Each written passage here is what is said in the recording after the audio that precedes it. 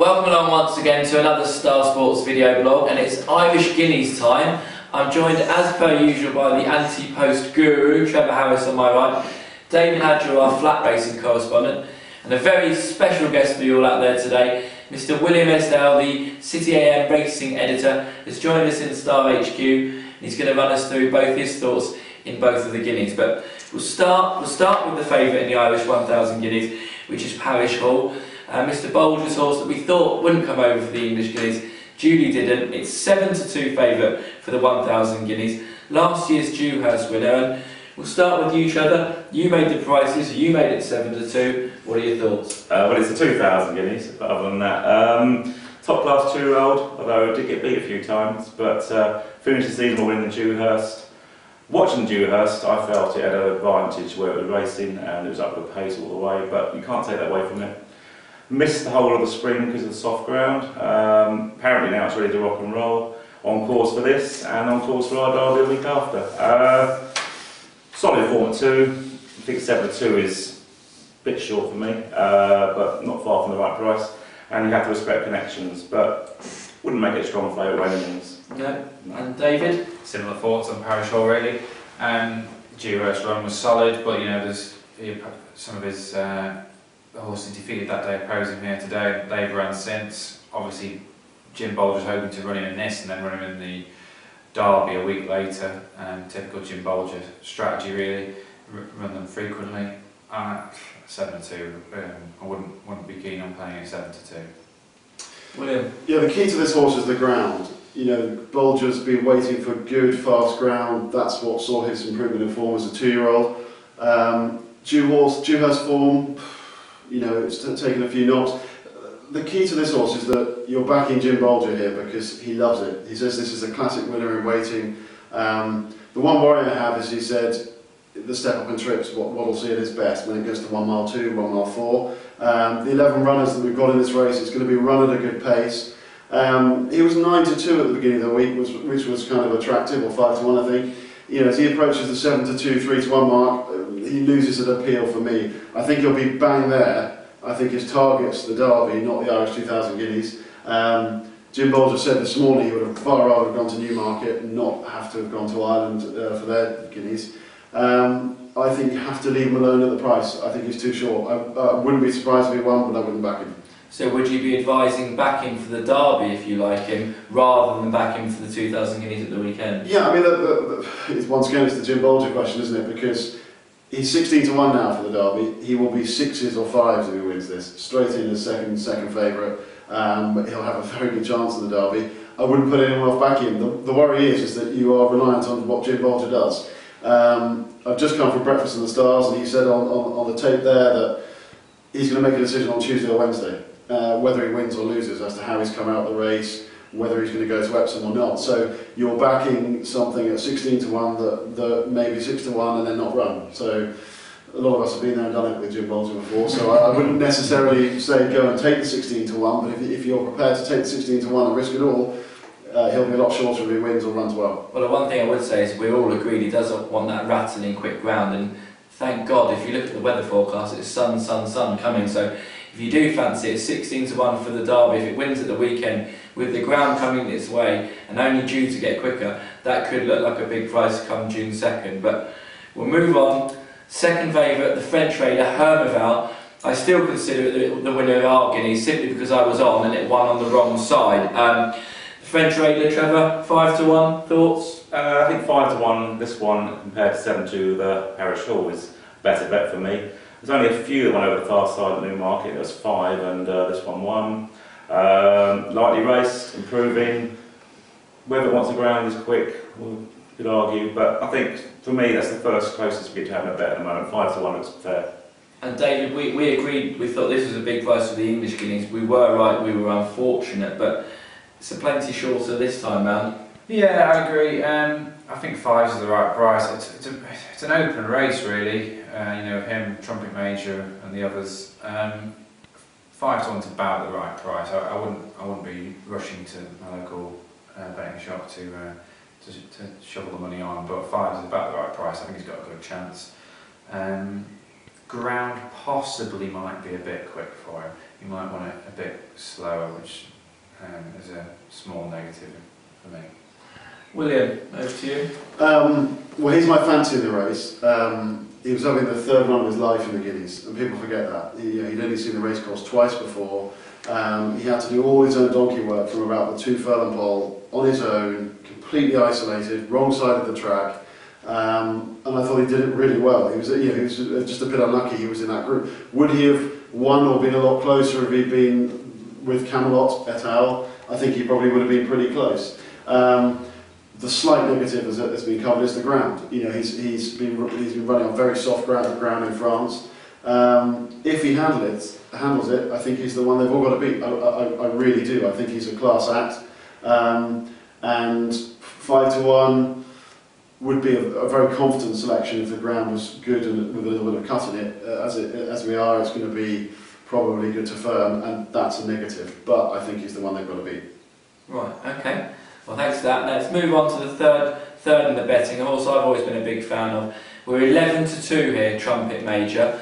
Richard Hammond's horse, the Craven winner, showed up impressively in our running of the Guineas. For me, I thought it was going to win a furlong out. Got a run out of it, finished 4th, but I was impressed by that run, and I think it's quite a big price, 11-2. Yeah, I think it's very solid. You watch the Guineas again, this horse has got a very bold ride and takes about 11.5 out of the field, about 12.5 out, and hits the front.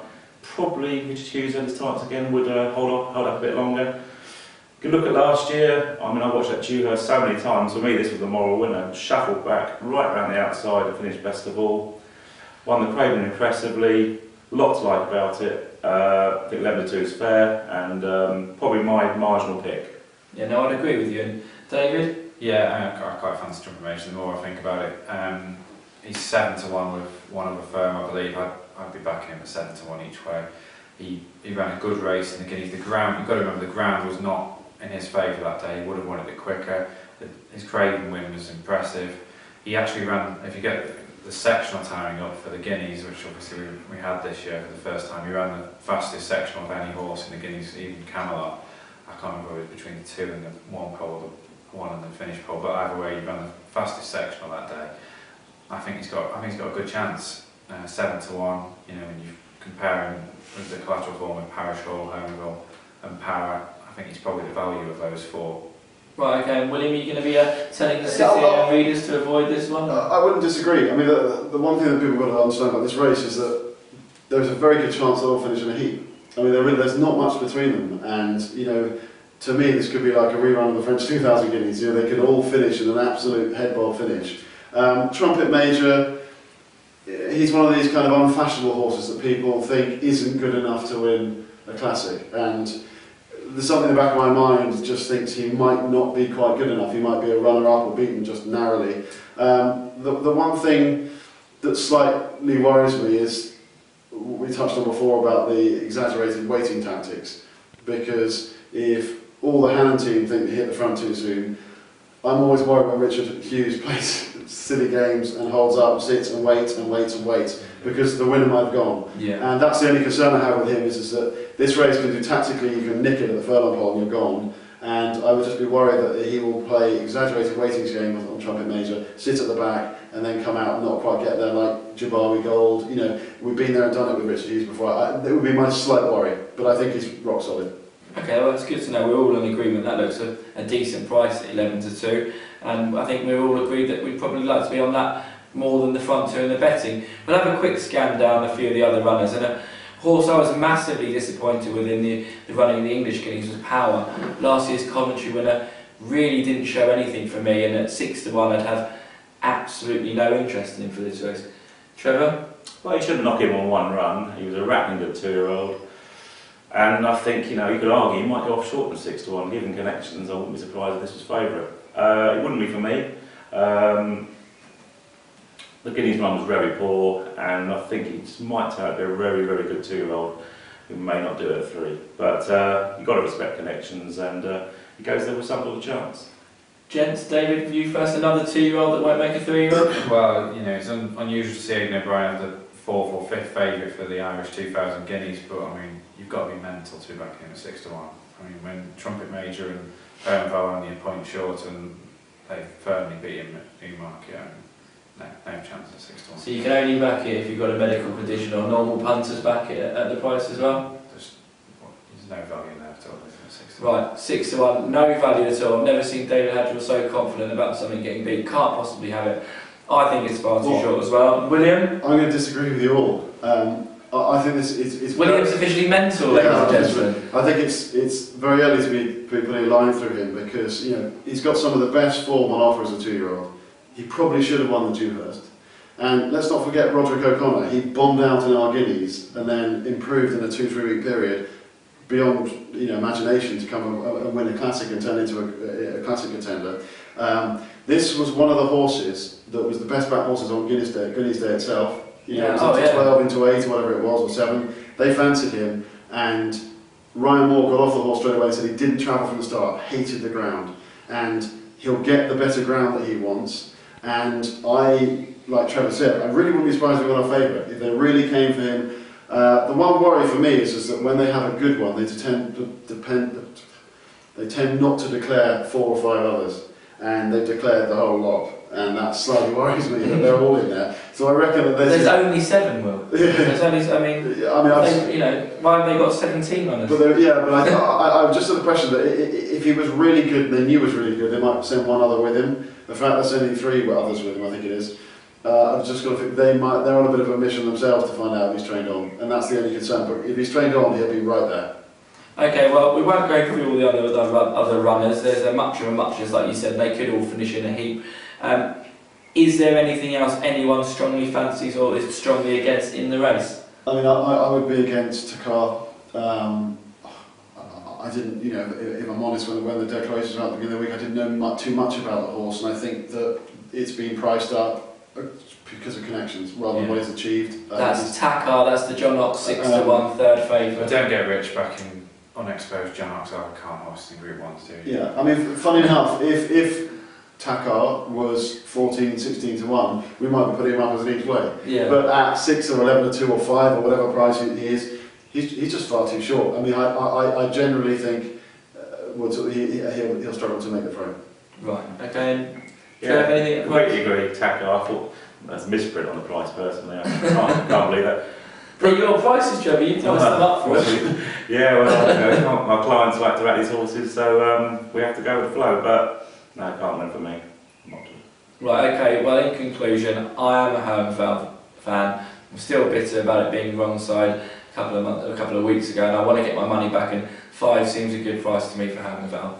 David? Trumpet Major for me, he's the solid one. He's got the form in the book, he'll like the ground. I think 7 to 1 in comparison to the other English Guineas winners is far too big. Bill? Hermfeld for me, and power to chase him home, prove I'm mental. Trevor? At these prices, Trumpet Major, but I agree with Bill, it'll be a very close finish, I think. 4 or 5 very close together. Right, okay, enough of that. Let's fly through and really start having a proper good argument like we have had all week in Star Sports HQ. It's the Irish 1,000 guineas, the return of Homecoming Queen. The unexpected winner of the English equivalent, 25 to 1 shot. Burst out, pillar to post, won easy. Had 11 goes before that, showed hardly anything. Shocking winner, couldn't believe it. I looked down, I saw 10 to 11, I thought it was a misprint like you said. Had one piece of form. They stood around for about 40 minutes before they ran the Guineas in England, so I don't think you can equate the form that much. Massive lay, biggest lay for months. Cannot possibly have it being odds on. David, I know you've been arguing with me all week, now's your chance to shine. She's like great. This is a terrible Guineas. I mean, it's so poor. It's unbelievable. I mean, she doesn't even need to run anywhere near that form to win this Guineas. All right, they were standing around at the start for it, but she still won by what? 9 lengths. Yeah, 9 lengths. The Fugues come out and won since. Laugh Out Loud's come out and won since. She ran a staggering time. She ran a quicker time than Camelot. 2 seconds quicker. 2 seconds quicker. All right, the ground was a smidge quicker, but even so, when you do the calculations, it's still she's a few lengths quicker than Camelot, regardless that the ground was quicker. She couldn't have been any more impressive that day, regardless of what the others were doing at the start and may have been upset or unsettled or whatever. She still blitzed the field. Nothing even got close to her. You know, So what's the excuse for the other 11 runs where it didn't A lot. You'd be that? surprised how many of Aidan O'Brien horses improved like that. There was a horse he had a few years ago. I can't remember its name off the top of my head, but it improved from winning it improved from winning a nursery at the stole to winning the Royal Lodge. He's had a few that have done this. They've had a lot of runs and they suddenly find this improvement. And I think she's another one.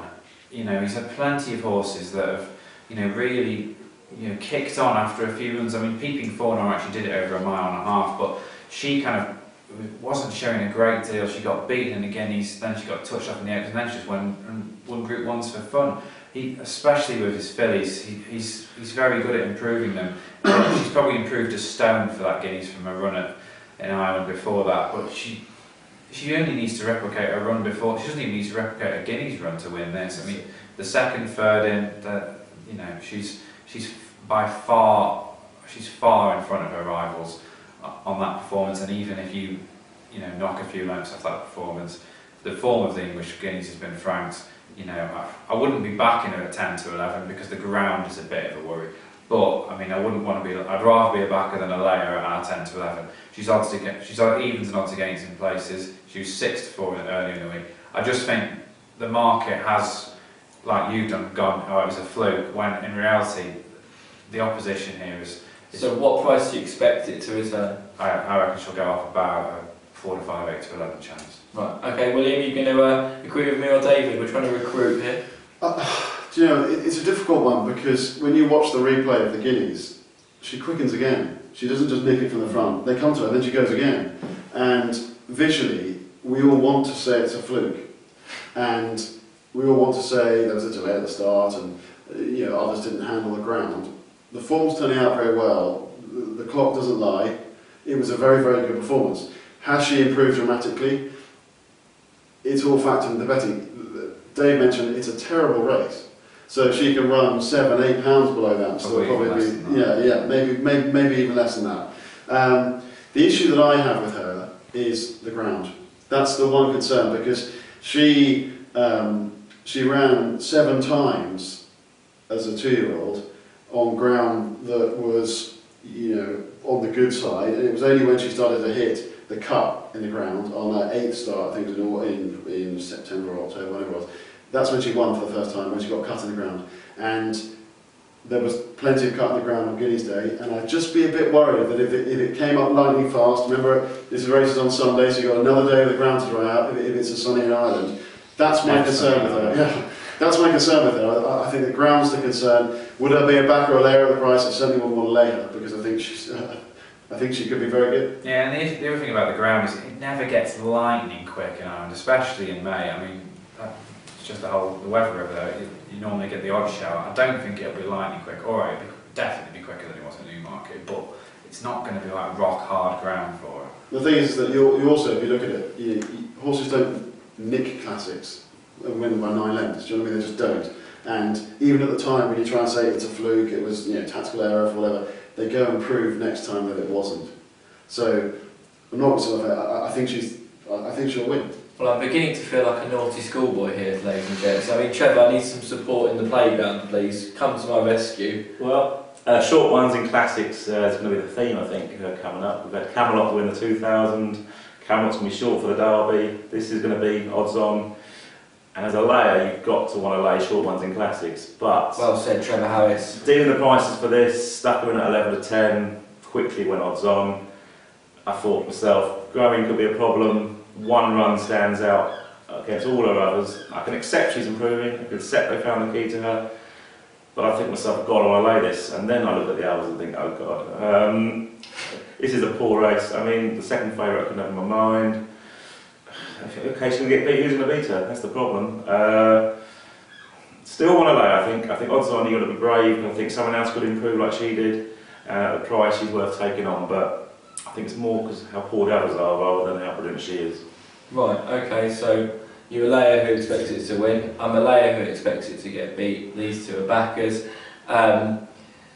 It revolves around that one horse. I think we agree. We won't go through hundreds of other runners in the race. The only other one I wanted to touch on was the best trainer in Ireland, Mr. DK World. I'm a National Hunt fan, as we know, and Had a brilliant trial at Leopardstown when it won. Second favourite. The only thing I thought would probably give the favourite a really good run for its money. And can any of you put me on? No, no. I mean, I've actually tipped up Yellow Moonstone each way at 4 to 1. What about Yellow Rosebud? Yeah, Yellow Rosebud. Took that up I had to. Yeah. Tipped up, yeah, both of them. Who's Yellow Moonstone? Yeah, I tipped up Yellow Rosebud each way on the basis that I was in Ireland at Leopardstown when she won last time. Admittedly, it wasn't a great race, but she's proved her well-being. If there are flaws in the favourite, she's the most likely to pick it up. And like you say, Dernwell's a genius. For me, each way better nothing at 4 to 1. Right. Well, having called the 2,000 guineas the 1,000 guineas, I've been waiting for the opportunity to catch one of you out, so more importantly, thank you for that. David, anything to take this favour? No, nothing. I mean, Yellow Rosebud is a solid second favourite, but it's got to improve. Homecoming Queen can run below her best form to win this race. I'm just amazed that none of the English trainers that ran their horses in the 1,000 guineas haven't had another pop here in different conditions, and I'm amazed some of the French trainers haven't either. It's a real poor turnout for guineas. Would you say they're running scared? Possibly, but I don't know. They've got, a lot of them have got a quicker ground that their horses wanted, and it's a disappointing turnout really. Yeah. They'll probably all line up in the coronation and then round about getting beat when there's an opportunity to win Group 1 here. And over to you. La Colina each way for me. There seems to be an agreement that this is not going to train on, that it was a very good 2-year-old and might make a good 3-year-old, but she beat the colts last year. She beat Power in the Group 1 Phoenix Stakes. She kept getting beat by Maybe throughout the year, but she's a rattling good 2-year-old, rated at 112. She went okay in our Guineas. And, fifth in our Guineas, I thought it was a decent performance. Well, if she's trained on at all, and she may not need to train by this stage of the year, she must get placed in this for me. And I think about 7 to 1 is fair each way value. Right, okay, well I'll be praying this favourite gets beat so I can watch this over and over again and go for a drink with these guys, but whatever happens, happens. But whatever you back in the Guineas in Ireland at the weekend, best of luck from all of us here at Star Sports. And like I always say, if you want to bet, if you want an account, give us a call. And if you want any special or quirky markets, it's something we love to do, something we love to price up and take you all on. So all the best of luck with whatever you back at the weekend.